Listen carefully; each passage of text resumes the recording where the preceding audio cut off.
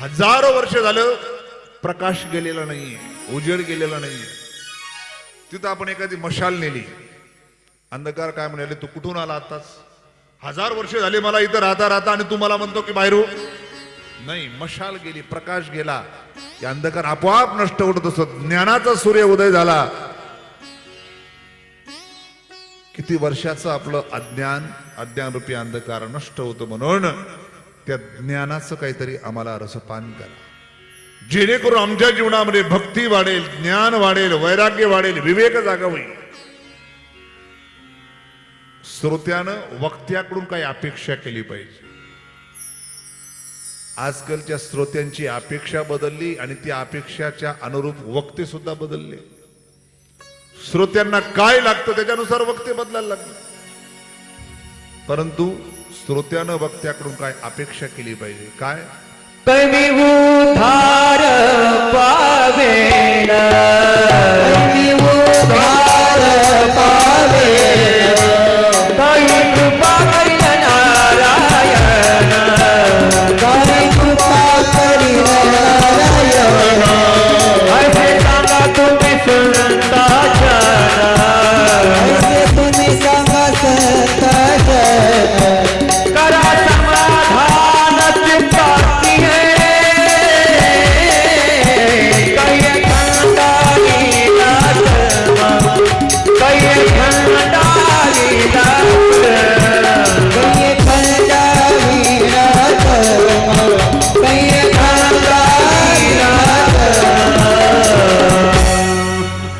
उद्धार पावेन, काही कृपा करील नारायण. ऐसे तुम्ही सांगा संत जन, करा समाधान चित्तवाच.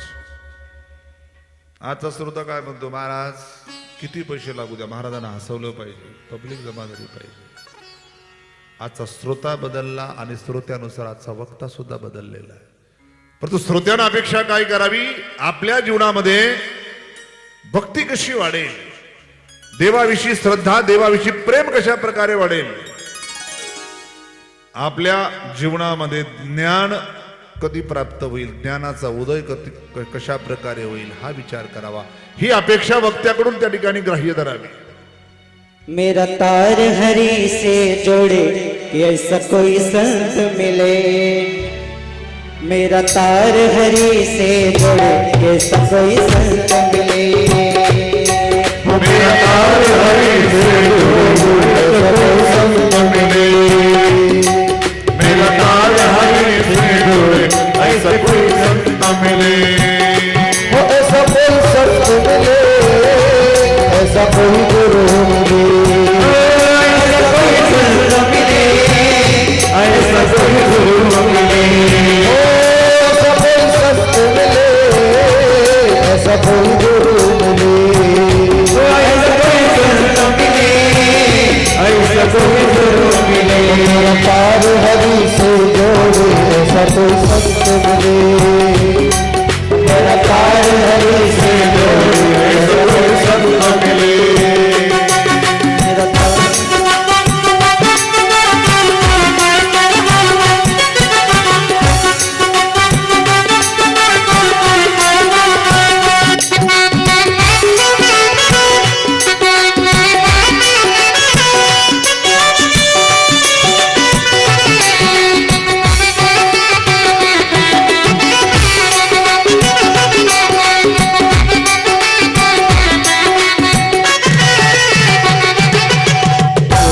तार हुआ प्यारा, टूटा तार हुआ प्यारा.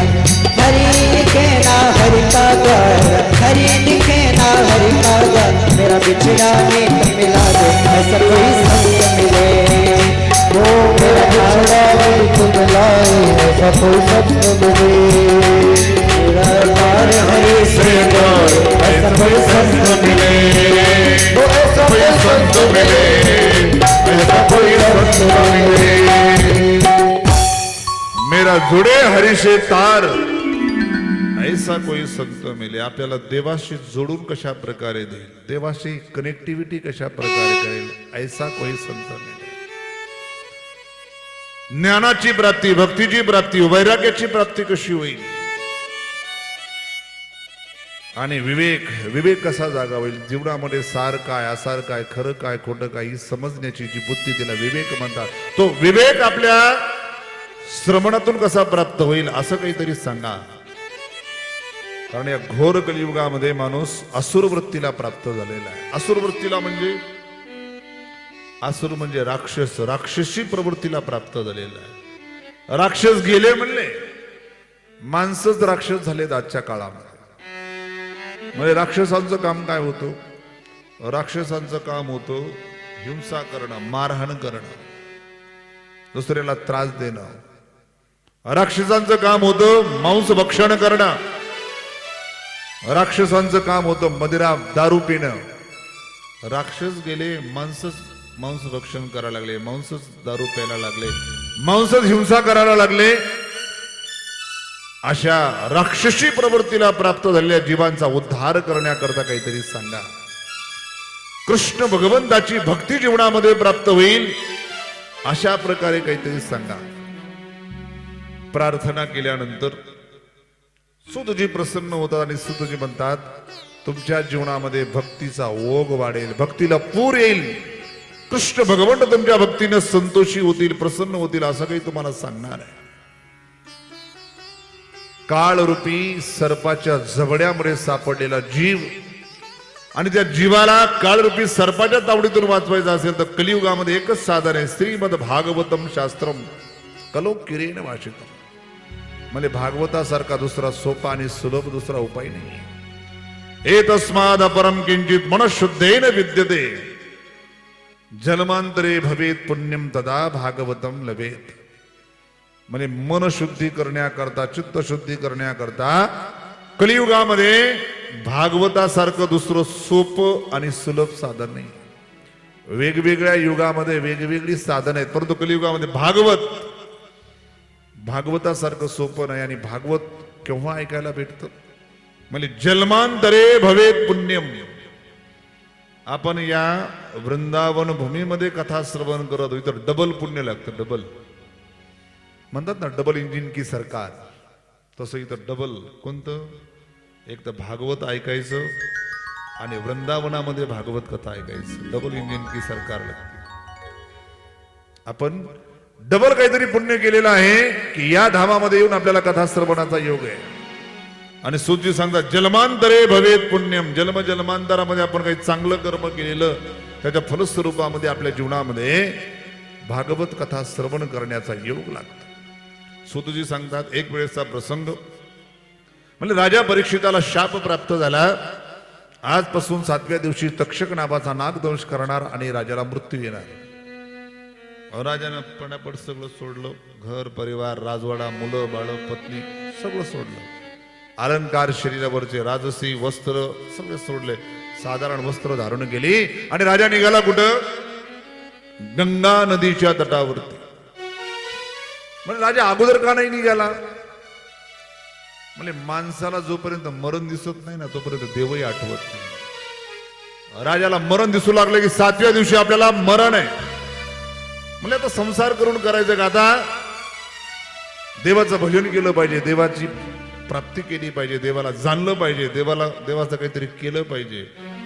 सर्वस्वाचा त्याग करून राजा परीक्षित गंगा नदीच्या तटावरती त्या ठिकाणी आला. अनेक ऋषी आले सुखाचार्य आले.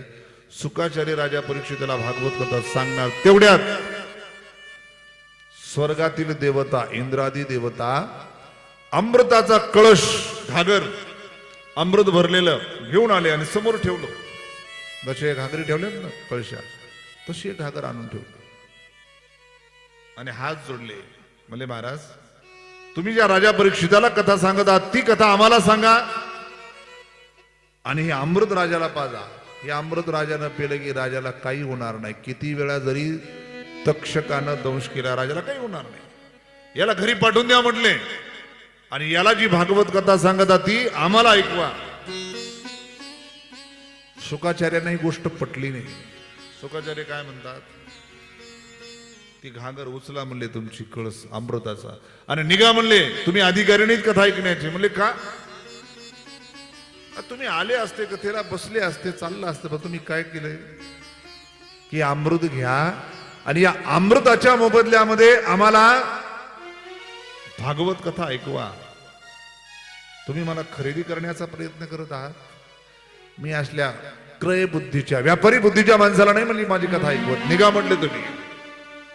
अहो म्हणले अमृत आहे अमृत, हे कुठेही भेटत नाही, फक्त स्वर्ग लोकांमध्ये भेटतं. आणि ते अमूल्य अशा प्रकारचं अमृत आम्ही इथं आणलेलं आहे आणि तुम्ही त्याला नकार देताय. म्हणजे काय झालं, अमृत म्हणजे काय फार मोठं आहे का? म्हणजे हो, अमृत प्राप्त करण्याकरता यत्न करावे लागतात. तैसा शतबक्क संपत्ती स्वर्गीची आहे. 100 यत्न करावे लागतात, त्यावेळेस कुठं स्वर्गामध्ये जाता येतं आणि तिथं गेल्यावर अमृत पिता येतं. म्हणजे ठीक आहे, तुमचं अमृत किती जरी महत्वाचं असलं आमच्या भागवतापेक्षा मोठं नाही म्हटले. भागवत रूपी अमृत त्याच्यापेक्षा श्रेष्ठ आहे. म्हणजे कसं, जर आम्हाला समजावून सांगा, आमच्या स्वर्गातलं अमृत आणि तुमचं भागवत रूपी अमृत श्रेष्ठ कोणतं आहे? सुखाचार्य सांगतात, म्हणजे हे अमृत पिण्याकरता काय करावं लागतं? म्हणजे यज्ञ करावे लागतात, पुण्य संपादन करावं लागतं, पुण्याचं गाठोडं घेऊन तिथं जावं लागतं. म्हणजे तिथं गेल्यावर काय होतं? म्हणजे अमृत प्यायला भेटतं. म्हणजे अमृत पिल्यावर म्हणजे मग पुण्य समाप्त होतं आणि पुण्य संपलं की म्हणजे परत यावं लागतं. शियंते जास्य कर्माणि, संपलं की वापस यावं लागतं. गीतेमध्ये ज्ञानेश्वरीमध्ये ज्ञानोबरायांनी सांगितलं, ते पुण्याची पाऊटी सरे सभेची इंद्रपणाची उटी उतरे, येऊ लागती माघारे मृत्यू लोका. जेवण्याची घंटी आश्रमाची, आपली नाहीये. परत यावं लागतं. ते तुम भक्त्वा स्वर्ग लोकम विशालम क्षीणे पुण्य मर्त्य लोकम विशंती. म्हणजे याचा अर्थ स्वर्गातलं अमृत पिण्याकरता पुण्य खर्च करावं लागतं. पदरातलं फुकट काही भेटत नाही जगामध्ये, पुण्य खर्च करावं लागतं. आणि आमचं भागवत रूपी अमृत जर ऐकलं, हे पापाला नष्ट करतं. शियंते जास्य कर्माणि, पाप नष्ट होतं. मग आपल्या जीवनातलं पाप नष्ट झालं पाहिजे की आपल्या जीवनातलं पुण्य नष्ट झालं पाहिजे? काय संपलं पाहिजे? अजून पुढे जाऊन सांगायचं झालं, पुण्याचं फळ आहे सुख आणि पापाचं फळ आहे दुःख. जीवनातलं दुःख संपलं पाहिजे का जीवनातलं सुख संपलं पाहिजे? सोपं आहे. प्रत्येक जण म्हणतो, देवा देव बाप्पा कसा ठेव? खुशाल ठेव. म्हणजे सुख सगळ्यांना पाहिजे, दुःख कुणालाही नकोय. परंतु होतं उलट. जे नकोय ना ते दारामध्ये उभंच असतं आणि जे हवंय त्याचा पत्ताच लागत नाही, आयुष्य निघून जातं. सर्व सुखाची या आशा जन्म गेला, क्षण एक मुक्ती यत्न नाही केला. आयुष्य गेलं, परंतु सुखाची आणि आमची कधी गाठभेट झालीच नाही. जे दुःख आम्हाला नकोय ते दुःख वारंवार येतं, न बोलवता येतं, ज्याची कधी गरज नाहीये. असं का? जे पाहिजे ते भेटत नाही आणि जे पाहिजे त्याची भेटच होत नाही. असं का? म्हणजे त्या कारणाकडे आपण लक्ष देत नाही. आपल्या जीवनामध्ये जर सुख यावंसं वाटत असेल तर सुखाचं कारण आहे पुण्य. पुण्य कमवलं पाहिजे, पुण्य केलं पाहिजे. आणि पुण्य करायला आपल्याकडं वेळच नाही. आपण संसारामध्ये एवढे गुंतलेलो आहेत, पुण्य करायला वेळ नाही. आणि पुण्याचा प्रसाद तर पाहिजेच. आपल्या खात्यामध्ये जर पुण्यच नसेल, सुख येणार कुठून? आपण आता सुखाचे दिवस भोगत आहोत, समजायचं आपण काहीतरी पुण्यकर्म केलेलं आहे. ते पुण्यकर्म आपल्या खात्यावर जमा आहे आणि ते जमा असणारं पुण्य आपल्याला सुखाच्या रूपानं येतंय. खात्यावर जर पैसेच नसतील आणि माणूस गेला कुठं, एटीएम कार्ड घेऊन गेला, एटीएम टाकतोय, पिन नंबर टाकतोय, अरे पैसे निघत नाहीत. का निघत नाहीत? म्हणजे 65 रुपये जमा आहेत खात्यावर. कुठून येणार पैसे? त्याच्यावर अकाउंटला पैसे जमा असावे लागतात, त्यावेळेस एटीएम मधून पैसे बाहेर पडतात. तसं आपल्या खात्यामध्ये पुण्य असेल तर सुख येतं. आणि माणसाला वाटतं की दुःख येऊ नये माझ्या जीवनामध्ये, आणि दुःखाचं कारण पाप. पाप करणं माणूस सोडत नाही, पाप करणं चालूच आहे. पाप करायचं आणि पापाचं फळ आलं की म्हणायचं की माझ्या जीवनामध्ये का दुःखाचा डोंगर? अरे पाप करणं बंद कर ना. माणसं पाप करणं चालू ठेवतात, पापाचं फळ दुःखाच्या रूपानं भोगायला आले की म्हणतात कसं आलं. आणि सुखाचं कारण पुण्य करायला वेळ नाही आणि म्हणतात माझ्या जीवनामध्ये सुख काय येत नाही. सुख पाहिजे असेल तर पुण्य करा, आणि जीवनामध्ये त्रास कष्ट दुःख पाहिजे नसेल तर अगोदर पाप करणं त्या ठिकाणी बंद करा. आपला विषय काय चाललेला आहे? भागवत रूपी अमृत श्रवण केल्यानं पाप नष्ट होतं, स्वर्गातील अमृत पिल्यानं पुण्य नष्ट होतं. म्हणजे तुमच्या अमृतापेक्षा आमच्या भागवत रूपी अमृत श्रेष्ठ आहे. देवतांनी आपली घागर उचलली, निघाले. राग आलेला होता, मोठे माणसं, आणि एका विरक्त साधून फटकारलेले. किती विरक्त म्हणजे ज्यांच्याकडे संपदा काय, त्यांच्या शरीरावर कपडे सुद्धा नाहीत, एवढा विरक्त महात्मा. आणि तशा विरक्त महात्म्याला काहीतरी देऊन कथा ऐकण्याचा त्यांचा विचार चाललेला होता. मी नेहमी उदाहरण सांगत असतो, मी ज्या परंपरेमध्ये आहे, माझी जी ज्ञानाची परंपरा आहे, गुरुजींची परंपरा, ज्याला परभणीकर गुरुजी म्हटल्या जातं, ज्यांना वेदांत केशरी म्हटल्या जातं, परमपूज्य प्रातस्मरणीय स्तोत्रीय ब्रह्मनिष्ठ रघुनाथ गुरुजी परभणीकर, ते विरक्त होते. म्हणजे कशा प्रकारे विरक्त होते? ते परभणीमध्ये पाठ चालवायचे. परभणी, मानवत अशा नगरीत आपल्याकडे नेहमी पाठ चालू राहतात. पाठ म्हणजे स्वाध्याय. आणि गुरुजी पाठ घ्यायचे. एक सद्ग्रस्त आले, फार श्रीमंत, आणि श्रीमंतीचा थोडा अभिमान असतोच माणसाला, लक्ष्मीचं थोडस ते आहे गणित. आणि मला महाराज आपल्याला तुमच्याकडून विचार सागर ऐकायचा. म्हणजे या सकाळी 7 वाजता पाठ असतो, या पाठाला बसा ऐका. नाही म्हणजे तुमच्या पाठाला कोणी कोणी असतात, गोरगरीब माणसं असतात, साधे भोळे माणसं असतात, मी त्या पाठाला बसणार नाही. म्हणजे आपल्याला स्पेशल वेळ द्या म्हणलं 1 तास, मी तुमच्या पाठाला येईल. म्हणले नाही, तू केवढा असशील, तुला यायचं चालू पाठामध्ये यायचं, ऐकायचं, वेगळा वेळ नाही भेटणार. त्यानं दुसरं काही कारण सांगितलं असतं ठीक आहे, पण त्यानं कारण काय सांगितलं? मी सामान्य माणसासोबत बसू शकत नाही, मी मोठा माणूस आहे, मी श्रीमंत माणूस आहे. माणसानं आपलं मोठेपण कुठं विसरावं आणि कुठं दाखवावं याचंही माणसाला भान असावं. त्यानं सांगितलं, महाराज मी तुम्हाला आश्रम बनवण्याकरता 25,000 रुपये देईन. आजच्या काळामध्ये तुम्ही एका कीर्तनकाराला 25,000 देता, ती वेगळी गोष्ट आहे. तो काळ किती वर्षापूर्वीचा काळ? जवळपास गुरुजींना जाऊन 52 ते 53 वर्ष होत आहे. त्याच्या अगोदरचा काळ आठवा, त्यावेळेस 25,000ला किती किंमत असेल? 25,000मध्ये एखादा नंबर आला असता जमिनीचा, एवढा पैशाला किंमत होती. काय म्हणले असते? आजकाल आपण पाहतो, तारीख नाही का तुमची? नाही म्हणजे आम्ही तुम्हाला तिकडे किती देत? 50, आम्ही 70 देतो. तारीख बदललीच महाराजांनी. तसं महाराज नव्हते ते. काय म्हटले? म्हणले तुझे 25,000 असो काही असो, मला नकोय, मी जो पाठ चालव त्याच वेळेमध्ये तुला येऊन बसावं लागेल. तुम्हाला महाराज एका वेळेस 25,000 रुपये देणारा तुम्हाला भक्त नाही दुसरा भेटणार कोणी. म्हणजे बरोबर आहे तुझं, 25,000 एका दिवसामध्ये एक व्यक्ती देणारा नाही भेटणार आहे, मला पक्का माहिती आहे. पण तूही लक्षात ठेव, 25,000ला लाथ मारणारा माझ्यासारखा महाराज बी तुला कोणी भेटणार नाही. साधी गोष्ट आहे का? वैराग्य कशा प्रकारचं होतं. आणि त्याच गुरुजींच्या परंपरेमध्ये आमची परंपरा, ज्ञानाची परंपरा, जी संपूर्ण महाराष्ट्रामध्ये परभणीकर गुरुजीच्या नावानं प्रसिद्ध परंपरा, जिला साखरे परंपरा म्हटल्या जातं. त्याच परंपरेमध्ये स्वामी दिव्यानंदपुरीजी महाराज आले, त्याच परंपरेमध्ये गुरुवर्य स्वामी रसानंदपुरीजी झाले. अनेक संत त्या परंपरेमध्ये जन्माला आले.